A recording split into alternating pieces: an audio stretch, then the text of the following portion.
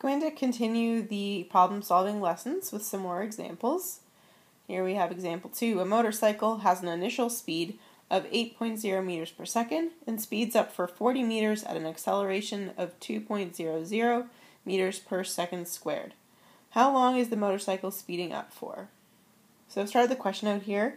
You can see my really terrible motorcycle drawing, right? So I've done my diagram like I'm supposed to, showing you that we're going to use right as our direction here. So it's moving to the right, starting at 8 meters per second, and it is accelerating. And I've drawn out our givens here. So we got V1 from here, we got our acceleration from here, and our distance from here. I haven't drawn the vector symbols on because it's in 1D, it's only in one direction, it's not going back and forth, so we'll just stick with the ones without the vector symbols because we're not going to be too worried about the direction, as we know it's not going to change. And I want to know how long the motorcycle is speeding up for. So it looks like I want to find time. So time is my question mark. That means I'm not using V2. So I must need to use this equation here.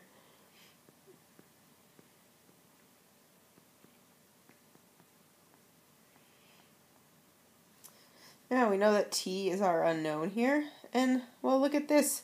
We actually have a quadratic in this situation.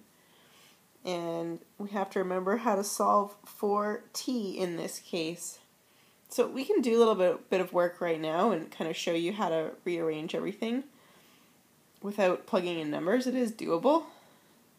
Let's put this in standard form. So we get 0 equals a over 2 t squared plus v1 t minus d. So there we're in standard form for a quadratic, and t here is our variable, so t is what you would think of as x when you do your quadratic equation. So we have t equals negative b, so b here is v1, right? This is b. So we're getting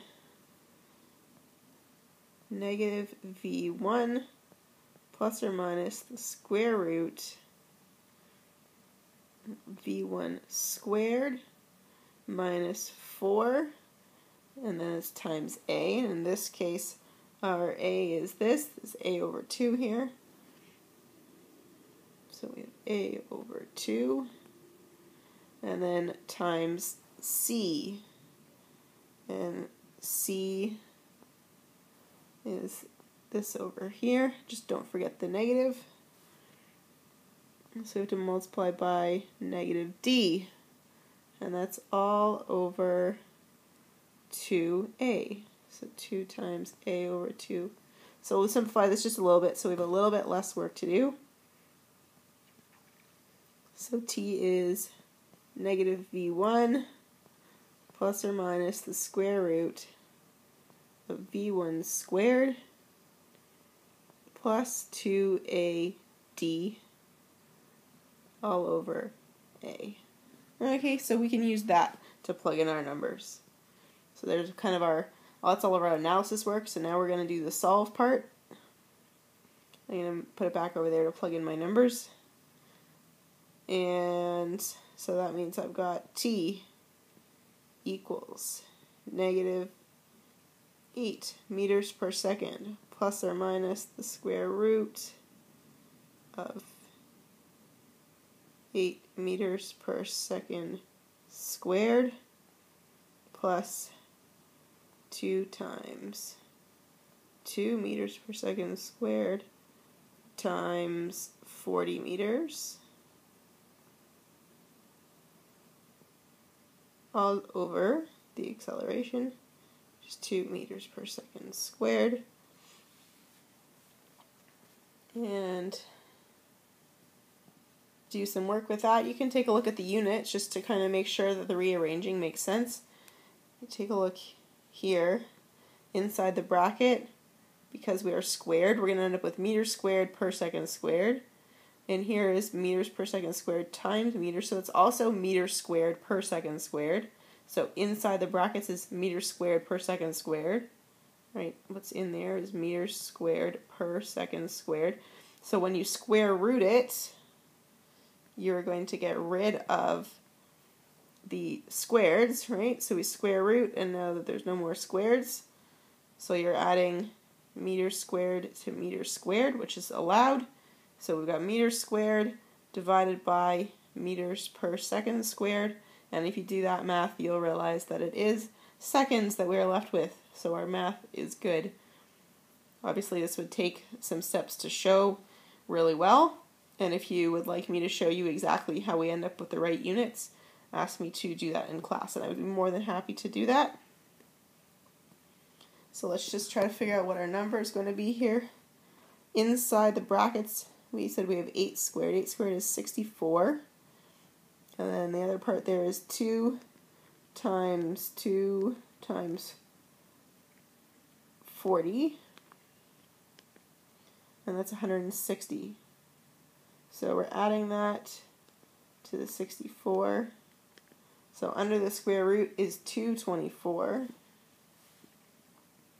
And if we find the square root of that, we get 14.96663. Okay. So we can add or subtract this number. So we've got negative 8 meters per second plus or minus 14.96.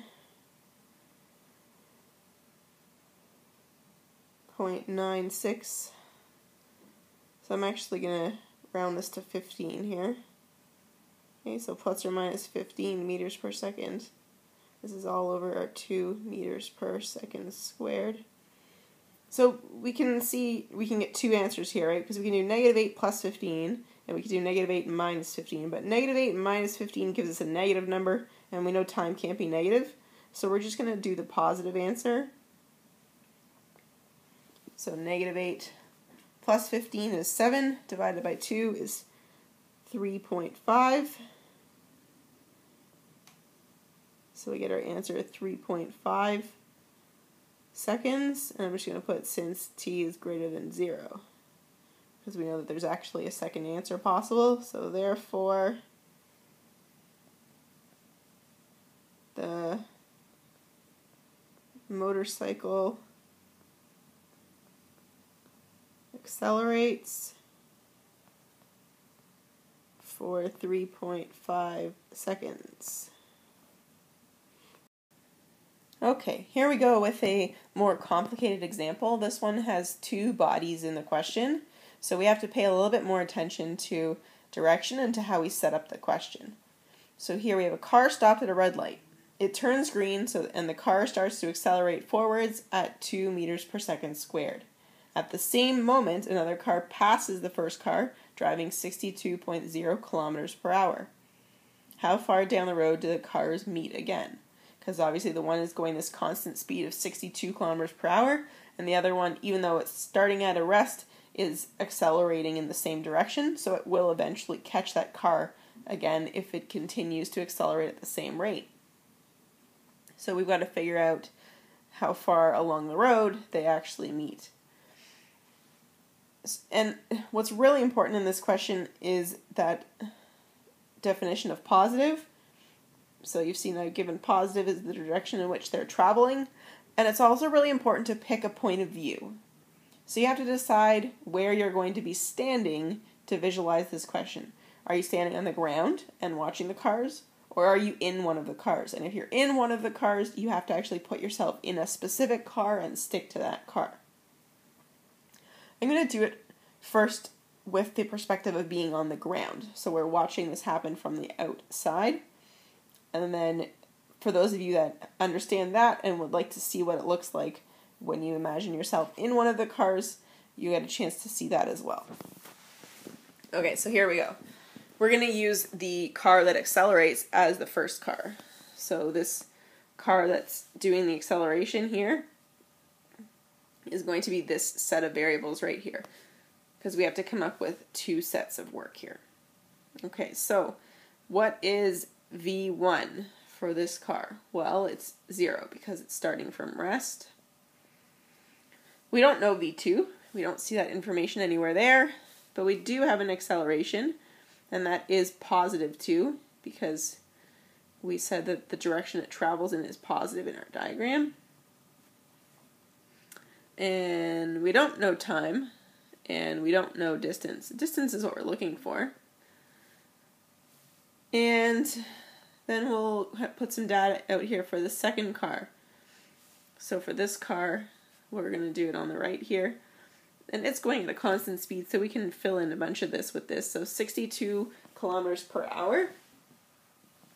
We want to write this in meters per second though, so we'll do 62 divided by our conversion factor of 3.6 gives us 17.2 meters per second. So this is 17.2 meters per second. And again, this is all in the positive direction. And it's all constant, so we can actually fill in this as well. It's going to be the same. And the acceleration is 0 since it's a constant speed. And again, I don't know time, I don't know distance, but distance is what I'm looking for. Now you may notice in the variables I've labeled the V's and the A's with different numbers because they're different. But the time and the distance are going to be the same in each one because we're looking for when the cars meet again. If we wanted to solve for time, we could do that because the times are going to be the same for each one because we're starting the stopwatch at the same time for both cars. And same for distance. We're calculating the distance or the displacement from the red light where the car was stopped. So D and T are both the same, so I don't need to put numbers for those. They are equal.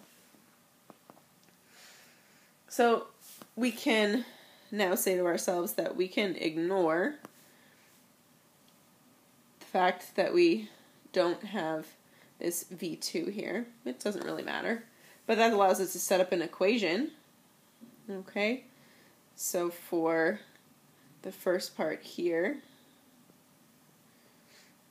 I'm going to keep writing in pink for when we're talking about this particular car. So this particular car here, we can use the equation delta D equals V1 delta T plus 1/2 A delta T squared. And if you notice here, V1 is 0, so this part here is going to go to 0 because it's 0 times time, so it's going to be 0. So we don't really have to pay attention to that right now. So what I really have here is that displacement is 1/2 acceleration times delta T, and make sure I put the acceleration here as A1, right? Because we're talking about the acceleration of that particular car, not of the other one. And then let's set up an equation for the other one. So we have a whole bunch of stuff in here, and we can basically ignore one of the V's, or we can ignore A. It doesn't really matter which one you ignore. Let's ignore V4, just for the sake of being able to use the same equation that we used on the other side. So I get displacement equals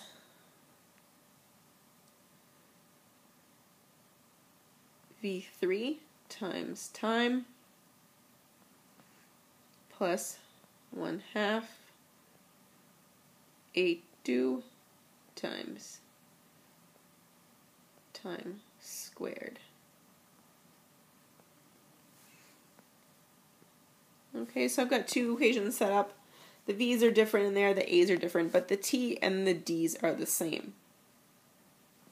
And again, on those with the second equation, we know that acceleration is 0, so that means that this part here is going to go to 0. It's not going to matter. So now we have a couple of little smaller equations. It looks a little bit more manageable. And we are looking to solve for the distance. So there's two ways to do this. One, we can just make these equations equivalent because we know that D's are the same. Right? So we know that we have this D here and this D here, they're the same. So we can just set this equal to this. And then that would allow us to solve for T, because T would now be our only unknown. And then we could go back, plug in T, and find D. Or we can rearrange these two equations to solve for T, and then equate those and just solve directly for displacement. It doesn't matter which way you do it, You're going to get the right answer either way. I particularly don't have a desire to use the quadratic equation right now, so I'm just going to quickly rearrange these so that we can solve for delta t. So delta t squared equals 2 times delta d over a. So when we square root that, we don't have to worry about the positive negative because time is always positive. So it's the square root of delta d over acceleration. And on the other side, if I rearrange for t, I get delta t equals delta d over v3. So now I've got two equations that are delta t, so I'm going to set those equal to each other. So I've got the square root of 2 delta d over a1. Notice I forgot the 1 over here. Equals delta d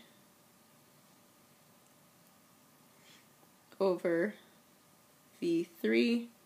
And if you haven't noticed yet, we're going to have to deal with the quadratic equation either way. So I guess we couldn't get out of it. And that happens sometimes, but that's okay. So that means I have 2 delta d over a1 equals delta d squared over v3 squared.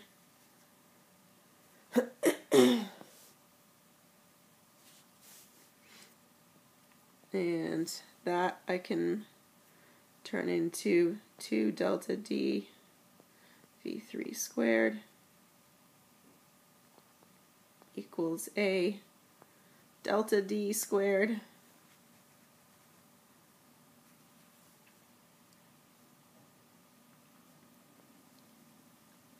so we have 0 equals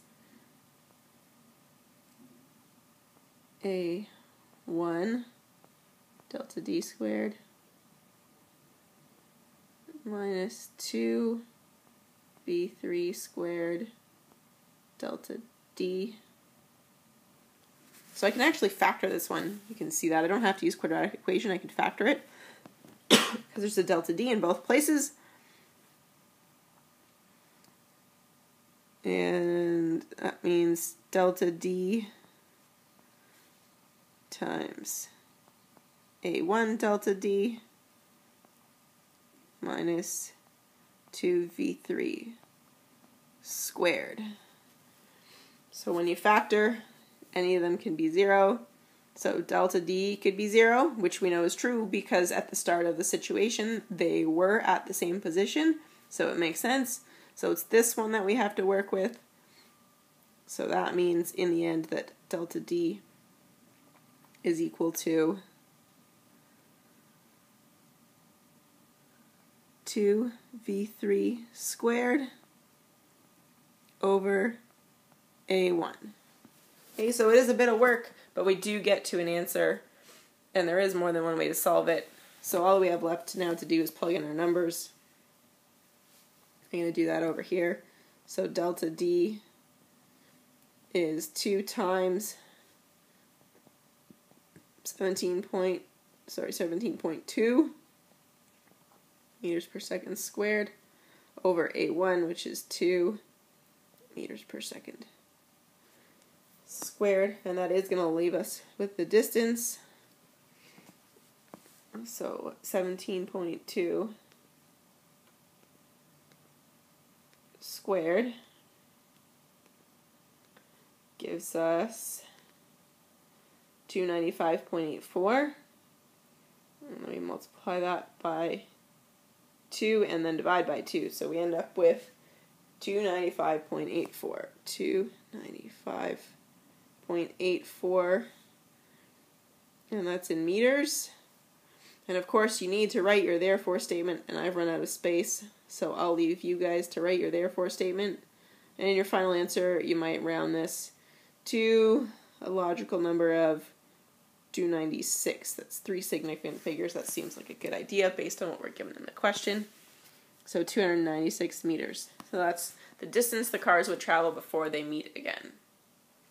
Now I know this video has been long, so if you want to take a break or not see the second version of how to solve this problem, then that's fine. You can always come back to it later. So I've set this up in a slightly different way, just so you can see a different way to solve it.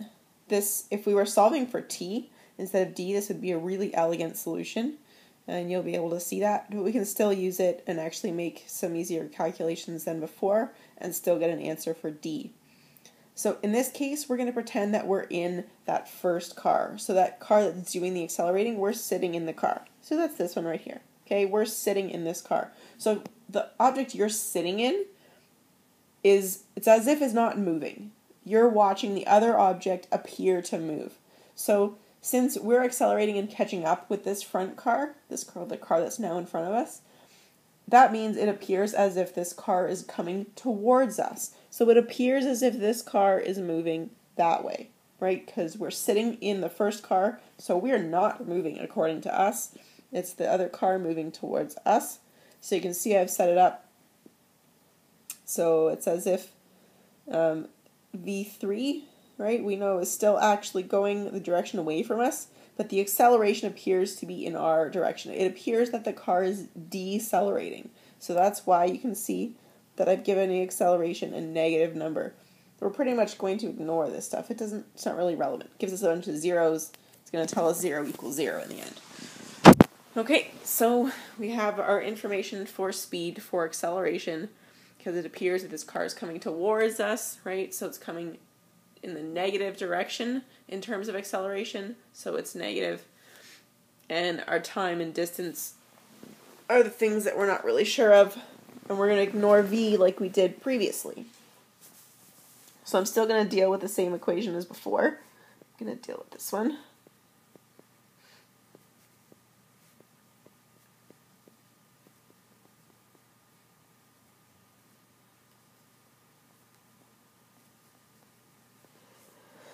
Okay, and there's also something else we have to think about. How do we use the displacement in this equation?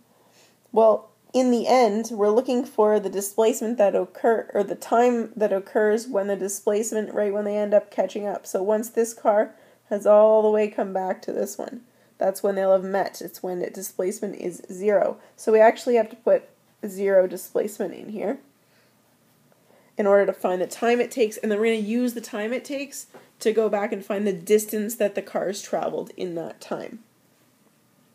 Okay, so I've got 0 equals v3 times t plus 1/2 a times delta t, etc.